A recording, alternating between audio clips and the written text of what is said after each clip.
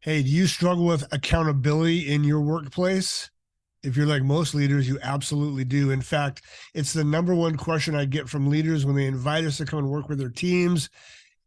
How can we increase accountability and performance in our organization? Hi, I'm HR Huntsman with Leaders Edge, and I want to share with you a story that I just had a conversation, a meeting with one of my companies.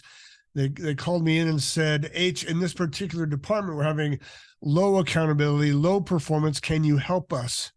So I went in and sat with all the leaders in this organization around this department, and we had a conversation around accountability and performance.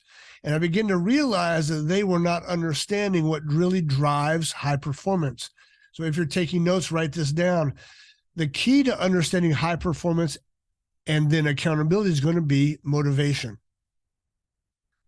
Motivation and motivators always lead to accountability and performance. We have to figure out what motivates us and our people. And if you're an owner, if you're a leader, let me just share this truth with you. What motivates you is not going to be what motivates them. Most leaders try to get their team to be motivated by top line revenue or bottom line profits or some sort of incentive program, the vision and mission of the organization. And most often that's not going to be the primary motivators for most of your people. It's just not. They have their own lives. They're motivated by their own things. Let me share a story with you. So we're in this group meeting, and I started doing a role play with one of their top leaders. And I saw on her goal sheet that she wanted to buy a pontoon boat. So I kind of interrogated that in front of the room of leaders. I said, her name is Camille. Camille, what's up with this pontoon boat?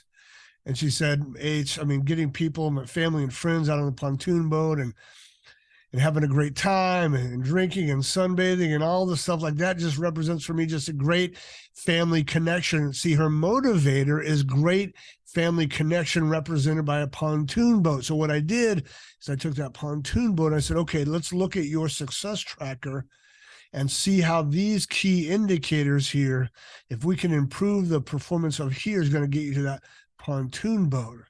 Because I took the extra time to show her. In fact, I eventually said, Camille, I think you're playing too small. I think you're shortchanging yourself. I think you're capable of so much more. If you can increase your performance here, it's going to get you to that pontoon boat by the end of the year.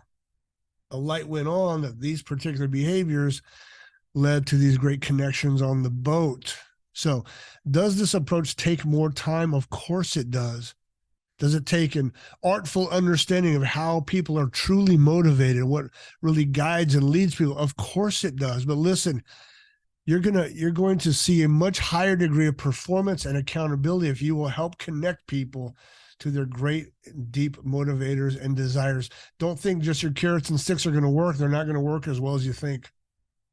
I'm going to say that again. Your carrots and sticks are not going to work nearly as well as you think they are. You need to understand what truly motivates each of your people. It's going to be different for every one of them. Figure that out, and you're going to be a winning leader. All right, I'm HR Huntsman with Leaders Edge. If you would like to continue this conversation, if I can help you build a great team around a great culture that truly motivates people together, please reach out to me. I'd love to continue this conversation. Until then, have a fantastic day.